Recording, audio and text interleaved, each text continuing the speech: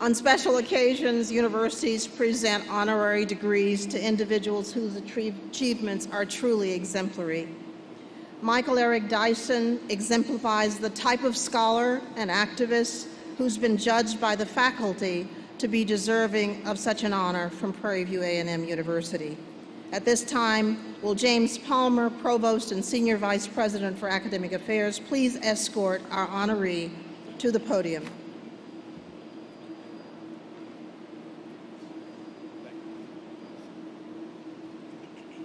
Don't stand too close to me. Stand right here.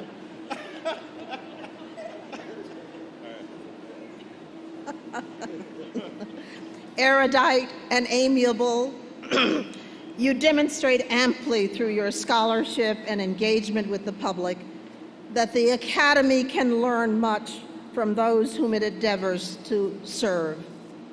Your work has earned many well-deserved accolades, and your books have merited a place on the New York Times bestseller list. Serving as a professor in many prominent institutions, you have revealed through your scholarship and teaching a voracious appetite for knowledge, both arcane and accessible. Indeed, you are a scholar of many fields, ranging from contemporary politics to history and rap music. Reared on the mean streets of Detroit, Michigan, after working in factories, you determined that your path led not to physical labor, but to the life of the mind. Graduating magna cum laude from Carson Newman College, you earned an MA and Ph.D. in religion from Princeton University. Ordained as a Baptist minister at a young age, you have dedicated your career to issues of justice, calling policymakers and institutions to account for corrupt and unfair treatment of the underserved. Your political commentary and incisive observations awaken many to the persistent dilemmas of race and class in America. Michael Eric Dyson, in honor of your courageous efforts to elucidate these enduring issues, bringing insight and hope to millions, and by virtue of the authority vested in me by the Board of Regents of the Texas A&M University System, Prairie View A&M University hereby confers upon you the degree of Doctor of Humane Letters, honoris causa, and admits you to all of its honors, rights, privileges, and obligations.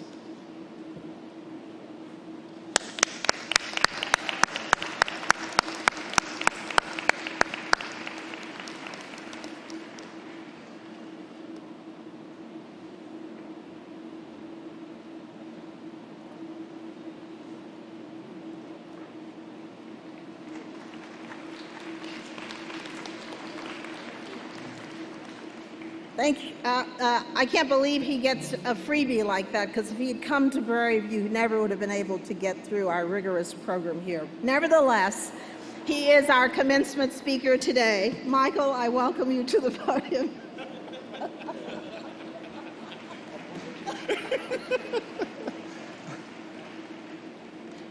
To President Simmons,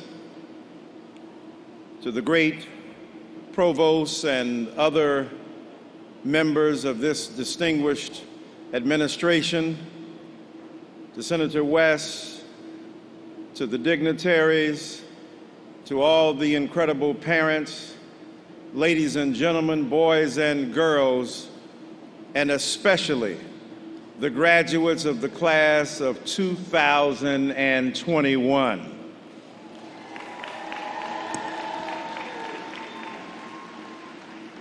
What an honor it is to be here today. I know that you all are sitting out there in that hot sun. Amen, amen. And you ain't trying to hear no long commencement speaker.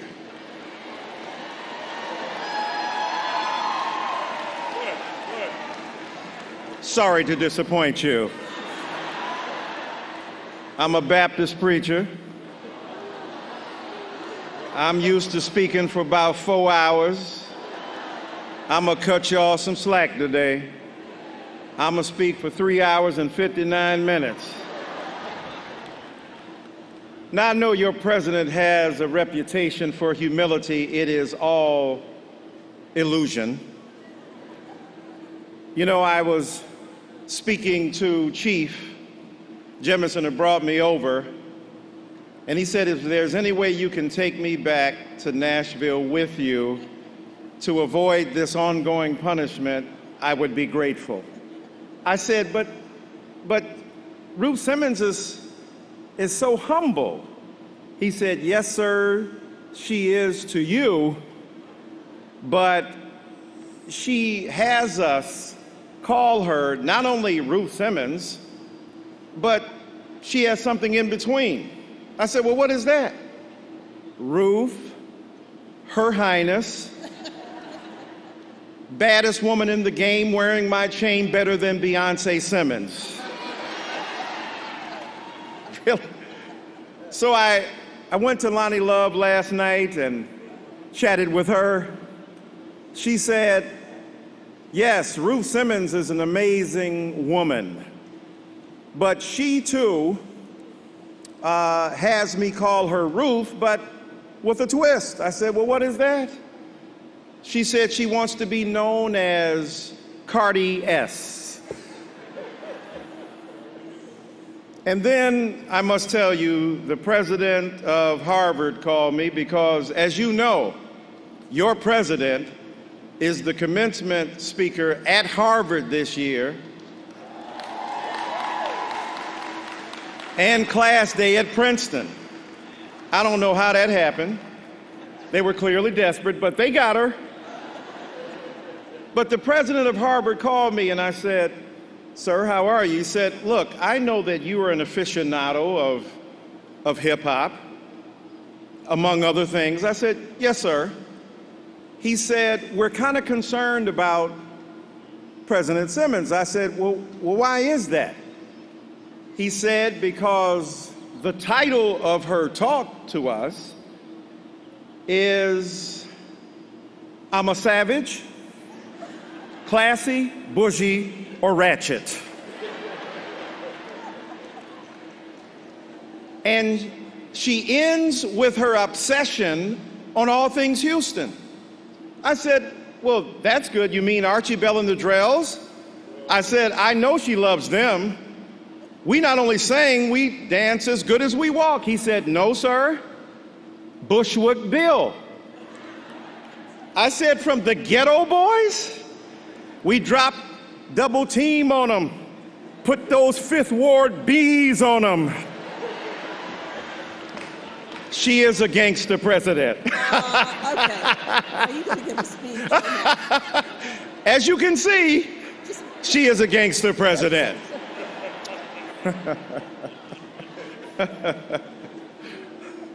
But I've known her since 1985, when she misled me to believe she was a humble member of the ground staff, and she turned out to be a big-time educator, and she has gone on to distinguish herself as a remarkable, gifted, humble, and committed president, and you are getting the best that this nation has ever seen.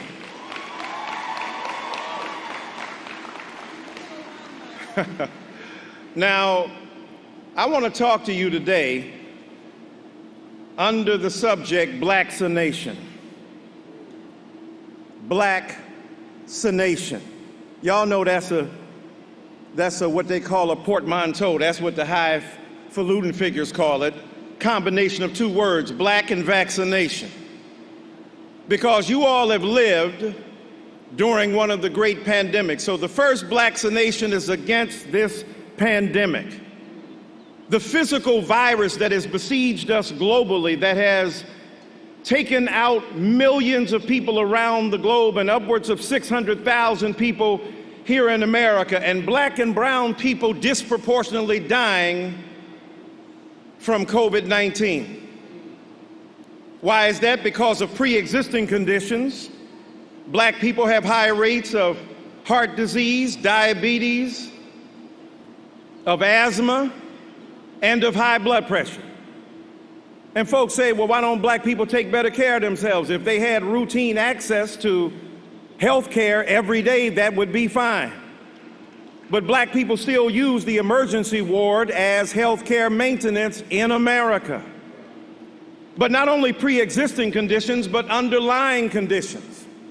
Because the pandemic you're confronting is not simply about a virus that has attacked your body that is invisible. It's about the virus of white supremacy, of white nationalism, of the intolerance for the other. And that spreads out, not just to black and brown people.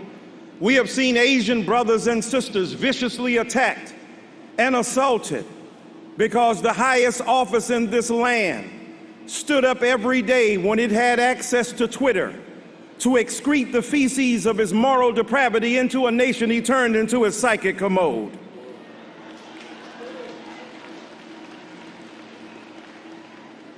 And from the highest levels of this nation, we have seen the vicious vituperation of the virus of racial intolerance in this nation. And you all are examples of what can be done if we move against it with determination, graduating from a historically black college and this university.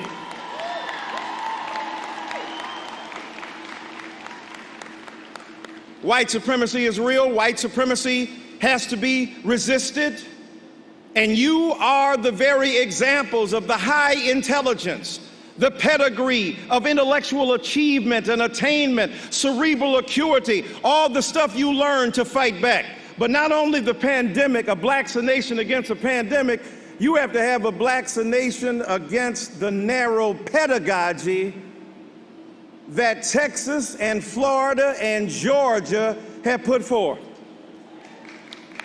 Now, you know y'all must be bad because they just scared of y'all. They mad at critical race theory. They can't spell critical race theory, and they don't even be knowing what it is. They think critical race theory is something that came down from Mars. Black people on the front lines invented critical race theory. Derek Bell, Marie Matsuda, Kimberly Crenshaw. These are lawyers and professors in law schools who understood that the legal system has been fundamentally unjust to black people and to brown people. So they came up with a way of trying to attack narrow conceptions of jurisprudential rationality. They don't know how to spell that in the Texas legislature. Now, we know Royce West is one of the great figures we've produced in our political economy of black identity in Texas. But the rest of these cats don't be knowing what they're doing. And they against not only critical race theory, they're against 1619 Project from the New York Times. They don't want you to know what happened in 1619 like we don't know. Like y'all brought us here and it wasn't on no cruise. Extracting us from our resting place in African soil and brought here in 1619. And what did Nicole Hannah-Jones do? She made 1619 an iconic number. In my generation, we knew it from Ivan Van Sertima, Lerone Bennett, Benjamin Quarles, and the great educators of America. 1619 was a year deserving of respect equal to 1776. 1812, 1919, when the blood of black people flowed throughout this country as a result of us returning home from World War I and being murdered because we had the unabashed temerity to wear the uniform of America. 1619 is the occasion of America engaging in the Atlantic slave trade. Don't forget that. America, Texas, Georgia, Florida, lives in the United States of amnesia. And you got to reject your citizenship in the United States of amnesia. Barbra Streisand supplies the theme song. She sang a song, Memories. What's too painful to remember, we simply choose to forget. Gladys Knight did a cold remix of that. Y'all ought to check that out too. But y'all don't know nothing about Gladys Knight. Your generation, you're stuck on Jacquees.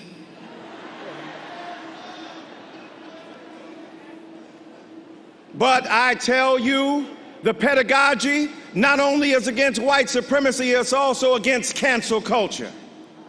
I don't mean cancel culture the way the right wing means it. They just mad they have to be held accountable for sexism and patriarchy and transphobia and homophobia and white supremacy. I ain't talking about that. I'm talking about what y'all do to each other. I'm old enough to remember when they canceled Whitney Houston. She ain't black enough. Oh, really? I guess that was before the reality show and Bobby Brown. And then they saw how black she was. You can't judge people based on how they talk or what you think. You on social media, you've been famous for 10 minutes on Instagram, on Google, on Tinder. I don't know if you're swiping right or left. In my day, we had to face the book and read it. I don't want to sound like a Luddite. I'm almost done, but I want to tell you, stop the cancel culture. Learn about grace. Learn about forgiveness. Everybody makes mistakes. Learn how to acknowledge that you are a mistake maker yourself. And not only that, I'm almost done. You got to have a vaccination against what they're trying to do with you at these polls. And the reason they don't want you to vote is because you can make a difference. Look at what Stacey Abrams did in Georgia. How you gonna be the secretary, as Mary J. Blige would say, the Secretary of State, Mr. Kemp, and you counting the votes? And this far superior woman, romance novelist, articulate, cerebrally acute, intelligent, intellectually sophisticated, public intellectual, and public servant. And then y'all stole the vote from her. What did she do? She didn't try to have no cancel culture. She didn't get mad. She got active. They knocked off 500,000 people off the rolls. She restored 500,000, and she said, I'm gonna up you more and put 300,000 more on the polls. Yeah, they trying to stop you from voting, but don't y'all go out here talking about it's too hot, line too long, I ain't got time. There were people who died for your ability to vote. And even though they're trying to suppress it, you better remember them. Your grandmama and your grandpa, they didn't go to Prairie View A&M. They were sharecroppers. They were cleaning somebody's toilet so your butt could get up one day and stand tall.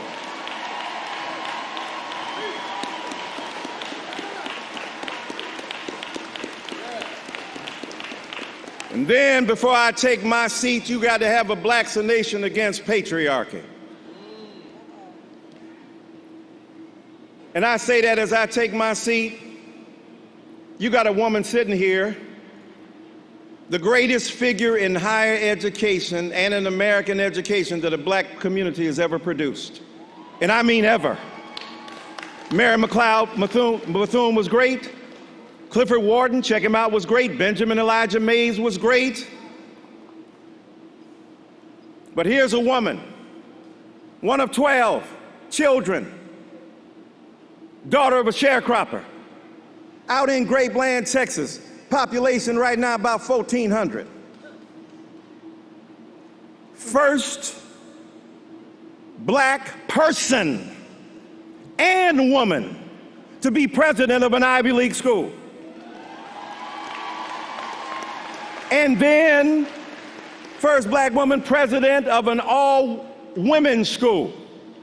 But most especially, and greatest of all, the 8th president of Prairie View A&M University.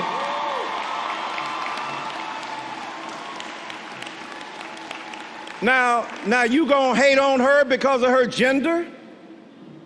You gonna be mad because she's a woman? Black people, we can't afford no patriarchy, no misogyny, no misogynoir, no sexism. If it wasn't for a black woman or a woman, you wouldn't even be here today.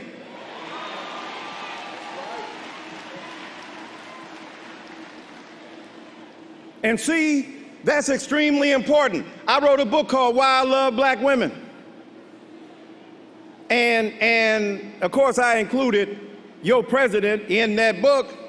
But what's interesting, some of the young rappers I deal with talk about, and I said to them, why you always got to call a woman a B, an H, a skeezer, a slut, a hood rat, a chicken head?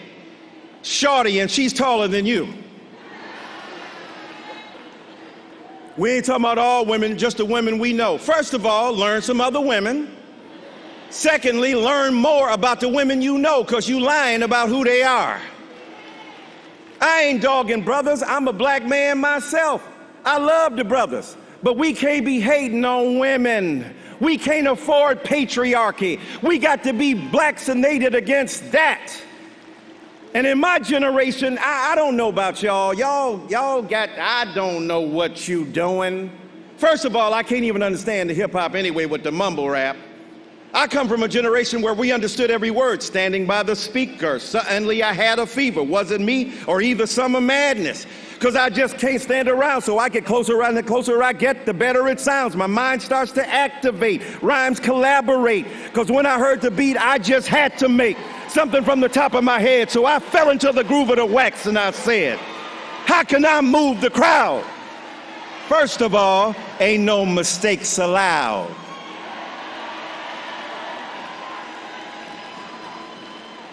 I understood Biggie. I used to fuss when the landlord dissed us. No heat, wonder why. Birthdays was the, now we sip champagne when we, damn right I like the life I live, because I went from negative to positive, and it's all good, and if you don't know,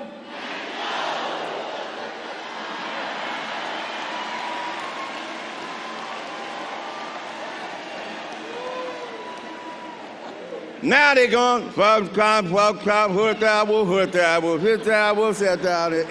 you talk around it, I'm on the left side around it, everything you said around it. Know what I'm saying? No, I really don't. I've been black all my life. I have no idea what you just said. But I'm gonna take my seat, but that's all right. Maybe the reason they mumble is because when they were being articulate, the police were still killing them.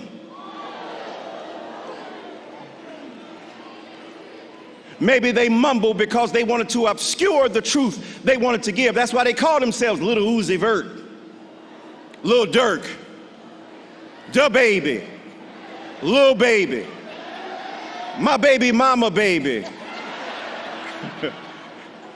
I'm gonna take my seat, but back in my day, we ain't did that. Jay-Z said, I can't see him coming down my eyes, but I'll make the song cry.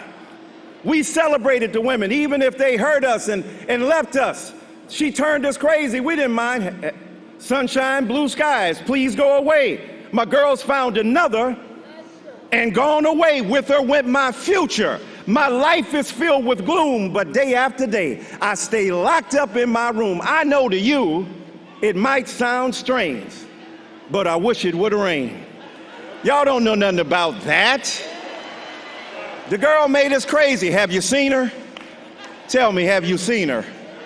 I see her face as the cold wind blows on the street, even at the picture show. Have you seen her? I'm about to take my seat, but let me give you one more. Then the girl made us see things.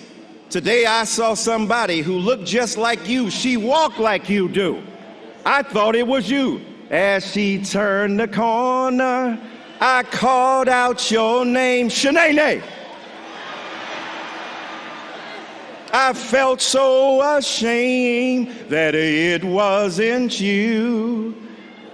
Wasn't you. You are it. Y'all don't know nothing about that. Y'all don't know nothing about Luther Vandross. Don't you remember I told you I loved you, baby. Baby. Y'all don't know nothing about that. Y'all talking about, you remind me of my Jeep. Oh my God. You gonna think I invented sex? No, we don't. Barry White did that. Marvin Gaye did that. Teddy Pendergrass did that. And so as I take my seat, don't be afraid of strong women. Embrace them. I'll end with this. You don't think Harriet Tubman wasn't a strong woman? What did she say? Be here tonight at 8:30 and don't be late. And then Negroes came, Miss Tubman, we was going to go, but we done changed our minds. But we's not going to tell nobody. Oh, she said, I know you won't. She had a Bible in one hand and a shotgun in the other. Y'all don't know nothing about Junior Walker and All-Star. Shotgun. Shoot him before he run now. But y'all know about LL Cool J. Mama said, and some of them, she had to knock them out. And when they got where they were going, they woke up. Where I is, Negro, you are free. We done drug your butt to freedom, and black women are still doing it today. God bless you. Peace.